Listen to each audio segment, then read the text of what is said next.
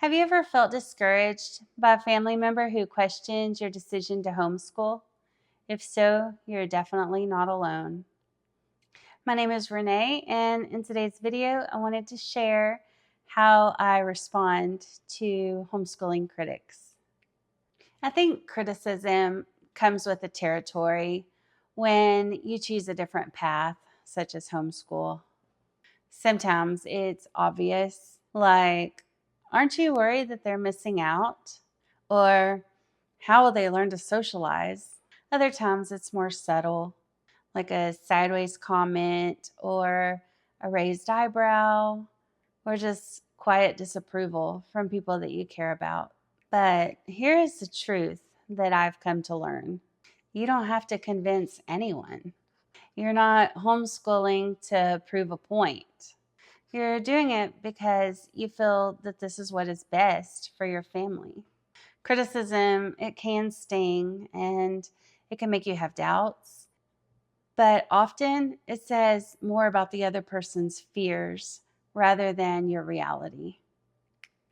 I think many people doubt because they've maybe never been around homeschoolers or they just don't understand. Just fear of the unknown could be projection of their own insecurities and just dealing with the cultural conditioning that school is normal. So I've learned how to respond mostly gracefully to my critics. Often my husband and I will say, thank you for your concern, but we just feel like that this is what's best for our family. Or another go-to response is, well, we'll see. We're homeschooling for now. We'll reevaluate for next year. Or we're just taking it year by year. Sometimes we've had to respond and set boundaries like, well, we'll just have to agree to disagree on this. And my response usually varies too.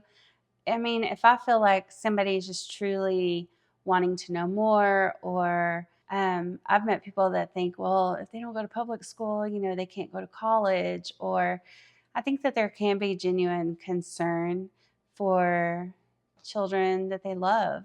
So I'm always happy to share about our journey. I don't get asked really, but if I did, I would be happy to share what we're working on as long as they're genuinely wanting to know and not just to argue or try to criticize.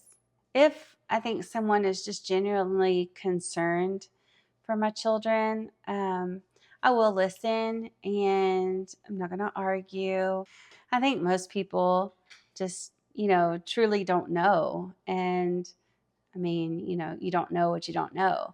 So if you're very unfamiliar with homeschooling and you did public school, I went to public school, I could see how being unfamiliar with it could cause concern for them. I just wanted to share this with you and just let you know that if you're experiencing this in your life, that you're not alone. Don't listen to the naysayers because you're not behind and you're not ruining your children, but rather you're doing something brave and you're walking in faith day by day. And I consider that courageous.